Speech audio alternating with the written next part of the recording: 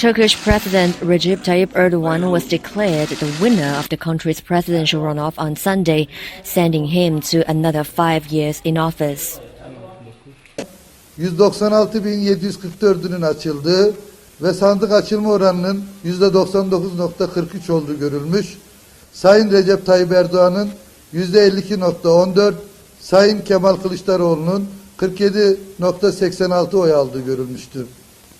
Türkiye Cumhuriyeti Cumhurbaşkanı olarak geçici sonuçları sonucunda Sayın Recep Tayyip Erdoğan'ın Cumhurbaşkanı olarak seçildiği görülmüştür.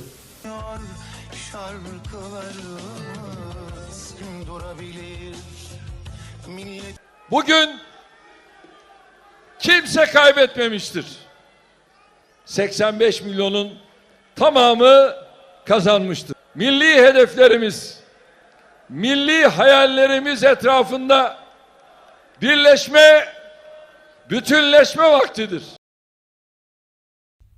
In the first round of the presidential election on May the 14th, Erdogan earned 49.52% of the vote, while his contender, Kemal Kılıçdaroğlu, received 44.88%.